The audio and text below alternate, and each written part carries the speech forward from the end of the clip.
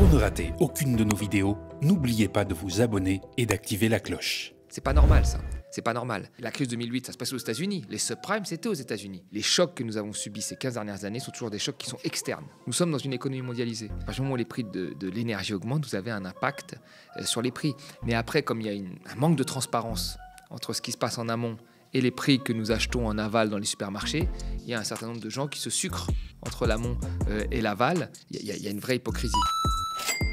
Bonjour tout le monde, je suis ravie de vous retrouver pour un nouvel épisode de l'Instant Porcher. À l'heure où l'on est assommé par les discours de toutes parts, il est bon de se poser, de faire le tri et de décrypter. Avant de commencer, on vous dit un petit quelque chose. Les autorisations des 15 chaînes nationales de la TNT arrivent à échéance en 2025. L'Arcom a donc lancé un nouvel appel à candidature qui représente une opportunité pour le média. Nous allons déposer un dossier de candidature pour être diffusé sur la TNT. Une tâche loin d'être simple, voilà pourquoi on en appelle aux spécialistes des médias, de la télé, juristes, experts et experts techniques pour nous aider à monter ce dossier de candidature et marquer un nouveau tournant historique dans l'histoire des médias indépendants et engagés. Soutenez-nous, abonnez-vous, parlez de nous, parlez de vous. Bonjour Thomas. Salut Lisa. Alors avec toi aujourd'hui au programme, escalade Israël-Iran, quelles conséquences? Et on va décrypter des idées reçues sur le continent africain. C'est parti.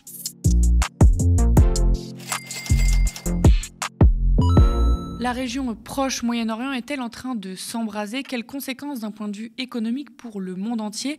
La semaine dernière, Israël promettait une riposte après l'attaque des drones de l'Iran le week-end précédent qui faisait suite à la frappe mortelle imputée à Israël contre le consulat de l'Iran à Damas le 1er avril dernier et qui avait fait 13 morts. De hauts responsables américains font état d'une attaque israélienne malgré les appels au calme de nombreux pays, y compris son allié américain vendredi dernier. De fortes explosions ont été rapportées tôt dans le centre de l'Iran cette journée-là. Il semblerait que le scénario pessimiste, celui de l'escalade, soit en train de se confirmer, a prévenu sur France Info le professeur émérite Bertrand Badi, spécialiste des relations internationales qui intervient aussi sur notre antenne dans l'émission Le Monde n'a pas de centre. La région est au bord du précipice, selon le secrétaire général de l'ONU, Antonio Guterres. D'autre part, les raids israéliens continuent en Cisjordanie et dans la région de Gaza. Il est bon de le rappeler, nos questionnements économiques sont évidemment secondaire au regard de la catastrophe humanitaire en cours. L'offensive actuelle a plongé Gaza dans une crise humanitaire déplaçant plus de 80% de la population et laissant plus d'1 million de personnes dans une famine désastreuse. Depuis le 7 octobre, l'armée israélienne a fait plus de 34 000 morts, dont plus de 14 000 enfants. Thomas, on va revenir à l'économie et à la géopolitique. Quel impact pourrait avoir l'escalade au Proche et Moyen-Orient avec l'Iran là, qui entre dans l'équation ?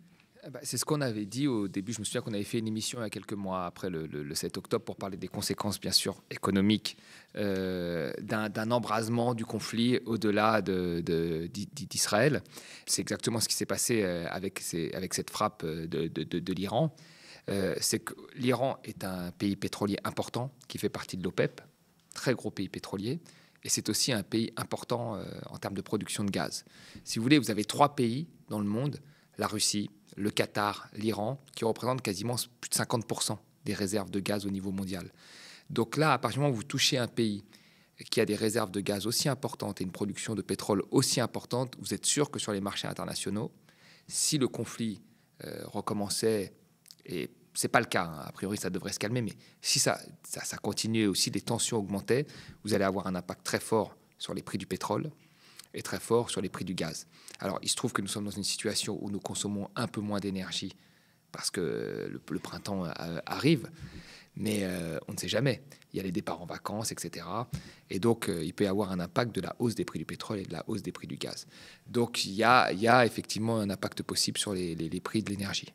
Ça montre aussi notre interdépendance économique vis-à-vis de cette région-là et comment les pays européens et autres sont vraiment impliqués dans la région d'un point de vue économique. À partir du moment où nous ne produisons pas de pétrole, donc nous importons 2 millions de barils par jour. Le problème, c'est que ce pétrole, aujourd'hui, ne dépend pas de là où nous le puisons. Il dépend d'un prix du marché déterminé sur les marchés financiers et au niveau mondial. Et donc, comme on a une consommation qui est assez proche de l'offre, dès qu'il y a un impact sur un gros producteur, c'est le cas de l'Iran, et vous avez les prix qui flambent. Et donc, vous avez des impacts ensuite indirects sur l'économie française et même les économies européennes, qui sont des grosses consommatrices. Oui, justement, quel impact ça pourrait avoir sur l'économie française, du coup ? Eh ben, on revient un petit peu au cas de ce qui s'est passé avec le conflit entre la Russie et l'Ukraine. Il faut se rappeler que notre inflation en France était due à 60% au prix de l'énergie. 60% au prix de l'énergie. Donc là, vous voyez, si on a un conflit qui s'ajoute supplémentaire, il risque d'y avoir des tensions très fortes sur les prix de l'énergie, comme on a dit, et donc ça risque d'avoir un impact sur les prix de manière globale. Nous sommes dans une économie mondialisée. La plupart des choses que nous consommons nécessitent un coût de transport. À partir du moment où les prix de l'énergie augmentent, vous avez un impact sur les prix. Mais après, comme il y a un manque de transparence entre ce qui se passe en amont et les prix que nous achetons en aval dans les supermarchés, il y a un certain nombre de gens qui se sucrent entre l'amont et l'aval, et ce qui fait que ça fait encore plus augmenter les prix que l'impact que pourraient avoir les prix de l'énergie sur les prix finaux.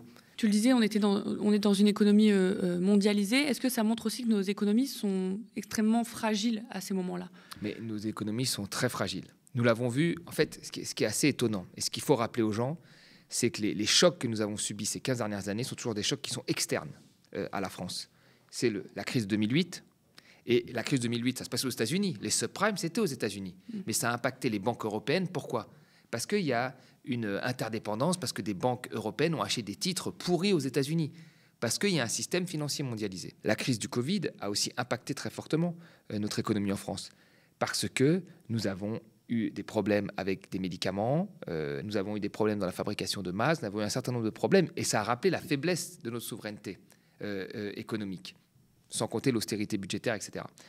Pareil pour le conflit entre la Russie et l'Ukraine. Il y a eu un impact sur les prix de l'énergie qui a entraîné de l'inflation, mais qui a aussi fait grimper très fortement les prix d'électricité. Et là, c'est la même chose. La réalité, en fait, de notre économie, c'est que nous avons organisé avec la mondialisation une espèce de grande vulnérabilité. Et qu'aujourd'hui, un choc à l'autre bout du monde a un impact chez nous beaucoup plus fort que si nous avions, sur un certain nombre de secteurs, voulu organiser la souveraineté. Et nous sommes un des pays pour qui le choc énergétique est le moins élevé, parce que nous avons quand même une grosse part de production d'électricité qui est nucléaire et donc qui est fait sur notre territoire. Mais il y a quand même des questions à se poser sur notre consommation d'énergie, notre production, mais également, de manière générale dans notre industrie, où est-ce que nous ne voulons pas être dépendants de l'étranger ? Parce qu'on se rend bien compte que n'importe quel choc a un impact in fine chez nous, et on se rend compte que pour la production de médicaments, ce serait mieux que ce soit chez nous. Pour la production d'électricité, c'est mieux que ce soit chez nous. En fait, ce serait pas mal qu'on consomme moins d'énergie, parce que la croissance de la consommation fait que ça augmente notre vulnérabilité vis-à-vis de l'extérieur, et ainsi de suite, et ainsi de suite. Donc ces crises-là doivent nous rappeler qu'il faut avoir une politique industrielle et repenser un peu la souveraineté à l'échelle de notre pays. Vous nous connaissez, dans l'Instant Porcher, on adore déconstruire les idées reçues en économie, tant elles ont la vie dure et servent les décideurs politiques tous les jours. Il y a près de 10 ans, Thomas, tu as écrit avec Raphaël Bourremont et Stéphane Goutte les 20 idées reçues sur l'énergie, et vous rééditez ce livre aujourd'hui. Et vous aviez prédit plusieurs choses, vous vous attelez notamment à des idées reçues concernant le continent africain. Avec cette idée, les pays pauvres et producteurs de pétrole ne se développent pas en raison de la corruption. Pourquoi avoir choisi cette idée reçue? Qu'est-ce que vous vouliez expliquer là? En fait, ce qui est assez marrant, c'est que pendant très longtemps, les institutions internationales, type FMI, Banque mondiale, mais aussi des économistes célèbres du monde entier, pointaient du doigt la corruption dans les pays pauvres pour expliquer leur manque de développement. Ça a amené à toutes les réflexions sur le rôle des institutions dans le développement. Or, quand on regarde l'histoire, des pays, y compris les nôtres, se sont développés avec des institutions beaucoup plus corrompues que les pays africains aujourd'hui. Il y a des problèmes de corruption parfois dans des pays comme la Chine, où il y a des grosses affaires de corruption, et c'est pourtant des pays qui arrivent à se développer. Donc la corruption est certes quelque chose qu'il faut combattre, je ne dis pas qu'il ne faut pas le combattre, mais ça ne peut pas être le facteur unique qui explique le sous-développement. C'est parfaitement faux. Et en fait, je me base dans le livre, c'est intéressant, sur un article qui avait fait pas mal d'écho, qui avait été publié au Wall Street Journal d'une journaliste chevronnée qui s'appelait Claudia Rosset, qui avait publié un article dont le titre était « Des dollars pour les dictateurs », et qui avait publié cet article suite à la venue de Sassou Nguesso, le président du Congo, aux États-Unis. Et dans ses calculs, elle montrait en fait la production pétrolière au Congo, de combien étaient évalués les revenus des Congolais, et elle déduisait de cet article que le président de la République du Congo, Sassou Nguesso, volait $300 par habitant au Congo. Alors ça avait beaucoup marqué les gens parce qu'il s'est dit quand même $300 par Congolais, c'est énorme. Et en réalité, son calcul était faux. Ça ne veut pas dire que la corruption n'existe pas, mais son calcul était faux. Parce que si on prenait les mécanismes de partage de production, c'est-à-dire la part qui va à la compagnie pétrolière et au pays. Parce que vous savez, au Congo, les deux principales compagnies pétrolières sont des compagnies privées européennes, Total, et l'italien Agip, Eni. Et en fait, ces compagnies qui ont 90% de la production, quand elles produisent, elles exploitent du pétrole congolais, elles prennent une partie pour elles, parce qu'elles ont financé l'exploitation, et elles donnent une partie à l'État congolais. À l'époque de l'écriture de cet article, l'État congolais récupérait un tiers de la production, et la compagnie 2 tiers. C'est quand même énorme. C'est-à-dire que le Congo produisait 90 millions de barils par an, il y avait 2 tiers qui allaient dans les poches des compagnies et 1 tiers seulement au Congo. Et donc les $300 qui disparaissaient, que Madame Rosset disait que ça allait dans les poches du président de la République, en réalité, ça allait juste dans les poches, légalement, des compagnies. Et c'est là qu'elle s'était trompée. En fait, comme elle ne connaissait pas les contrats de partage de production, pour elle, ça allait dans la poche de Sassou. Mais ça allait en fait dans la poche des compagnies. Ce qui veut dire que la corruption au Congo se fait sur une partie encore plus faible des revenus. Ça se fait en fait sur les 1 tiers qui restent. Vous voyez, la réalité, en fait, c'est que si demain, les gens ont envie que ces pays se développent, la première des choses qu'il faut faire, c'est que les gouvernants, par exemple du Congo, soient beaucoup plus agressifs dans la négociation des contrats pétroliers pour récupérer une plus grosse part du gâteau. Parce qu'à cette époque, ils récupéraient une part très très faible en réalité. Vous voyez, donc tous les pays pétroliers qui ont réussi à se développer sont des pays qui ont des conditions particulières, c'est-à-dire qu'ils produisent beaucoup, ils produisent énormément, ce qui n'est pas le cas du Congo. Le Congo est loin de la production du Qatar ou d'Arabie Saoudite. Mais la deuxième condition, c'est qu'ils ont une compagnie publique nationale. C'est-à-dire que quand le Qatar produit, il récupère 100%. Quand l'Arabie Saoudite produit, elle récupère 100%. Quand le Congo produit, il récupère qu'une petite partie. À l'époque, c'était 1 tiers. Aujourd'hui, c'est un peu plus, avec l'augmentation des prix. Mais il récupère qu'une petite partie. Donc, à partir du moment où vous récupérez qu'une partie de cette production, il faut avoir une stratégie d'agressivité envers la compagnie pour récupérer beaucoup plus. C'est les conditions. On ne peut pas avoir de développement sans financement. Et les recettes pétrolières sont un des financements, pas le seul, mais un des financements nécessaires pour financer des infrastructures. Oui, parler de corruption, c'est un peu un regard infantilisant en fait sur des pays africains en disant votre problème c'est la corruption, c'est pas du tout l'accaparement des richesses de compagnies privées ou même de pays occidentaux qui sont bien contents que ces pays ne soient pas développés. Tout à fait, c'est exactement ça. Il y a un tas de problèmes sur le développement de pays, par exemple pétroliers ou producteurs de matières premières, notamment en Afrique. C'est que quand vous faites du pétrole, le prix du pétrole, c'est pas vous qui le maîtrisez. Alors il peut augmenter. Là, par exemple, si, avec l'aspect géopolitique dont on a parlé, avec l'Iran, le prix du pétrole augmente, c'est un effet d'aubaine pour le Congo, il est très content. Mais il peut aussi chuter fortement. Il est arrivé à 0 au moment du Covid. Donc là, il n'y a plus de rentrée pour le Congo. Il ne maîtrise pas les volumes de production. Parce que les volumes de production, c'est la compagnie qui décide. Quand le prix est faible, elle ralentit la production. Quand le prix est élevé, elle augmente. Voyez ? Et donc, votre économie est basée sur des choses que vous ne maîtrisez pas. C'est quand même hallucinant. Donc le développement est très difficile dans ces conditions-là. Et la dernière chose, c'est que les pays pauvres ont difficilement accès au financement. Nous levons de l'argent très facilement à des taux très très faibles, avec une dette très élevée, ce qui n'est pas un problème. Eux ont des dettes très faibles qui sont rapidement des problèmes parce qu'ils n'arrivent pas à lever de l'argent. C'est pour ça qu'ils font des prêts à des États, notamment la Chine, qui a réussi à s'insérer très rapidement en Afrique parce qu'elle faisait des prêts. Aux États africains. Eux n'arrivent pas à avoir des prêts, sauf des prêts du FMI qui leur imposent des politiques d'ajustement structurel qui n'ont pas fait leurs preuves. Donc ils sont vraiment dans une trappe à sous-développement qui est très difficile. Ça ne veut pas dire qu'il ne faut pas combattre la corruption, mais la corruption est un des éléments et les autres éléments ne sont jamais cités alors que ce sont des éléments très importants pour développer certains pays africains. Tu dénonces aussi des politiques climatiques injustes à l'égard des pays. Oui. Il y a eu un moment dans le livre, on en parle, parce que ce livre a été écrit il y a 10 ans. Il y a 10 ans, on était quand même très peu nombreux à parler de ça. C'est-à-dire qu'il y avait une pensée dominante, il faut le dire, dans l'énergie, il y avait une pensée dominante. Aujourd'hui, la majorité des gens, y compris les économistes, remettent en cause, sont plutôt d'accord avec nous. Mais ce n'était pas le cas. À la COP 21, en 2015, il y avait tout un débat sur le prix unique du carbone, défendu par un prix Nobel français qui disait qu'il faut un prix unique du carbone, et puis des transferts entre pays, etc. C'est-à-dire qu'il partait du principe que les émissions de CO2, elles portent atteinte au climat. Et donc que chaque émission doit être taxée par un prix du carbone. Sauf que les émissions, je sais pas moi, d'un pays comme le Mali qui émet 0,05 tonnes de CO2 par tête et qui va demain construire un réseau d'eau ou même des infrastructures de transport ou des infrastructures routières pour se déplacer, va émettre des émissions de CO2. Et celui-là paiera la même taxe carbone qu'un centre commercial à Boston ou à Paris. C'est pas normal, ça. C'est pas normal. Il faut un prix du carbone qui soit progressif et qui tienne compte du niveau de développement. Quand vous êtes pauvre et que vous vous développez, vous allez consommer de l'énergie. C'est normal. Pour des choses bien, c'est normal. Plus vous devenez riche, plus la consommation d'énergie, elle est faite pour des choses futiles. Et c'est là que ça devient anormal. C'est là qu'il faut mettre en place des politiques, soit d'interdiction, soit de taxation, etc. Parce qu'on rentre dans le futile. Donc c'est important de rappeler ça, parce que pendant très longtemps, on disait grosso modo, et c'est un peu l'esprit de la COP21, cette horizontalité que chacun doit faire des efforts, le Mali comme les États-Unis. Moi, je suis contre. Les États-Unis doivent faire plus d'efforts. Le Mali, il n'a pas d'efforts à faire parce qu'il émet très peu de tonnes de CO2 et qu'il faut qu'il se développe. Dans ce livre, vous parlez d'une pensée dominante, comme tu viens de dire, le fonds en faveur des générations futures. Pour la faire courte, c'est un fonds qui compensera les baisses de revenus liées à l'épuisement du pétrole, qui est une ressource non renouvelable. Et la Norvège a fait ce choix et est citée comme un modèle à suivre. Thomas, tu dénonces une certaine hypocrisie où un modèle sur un pays riche ne peut pas s'appliquer sur un pays en développement. Tout à fait.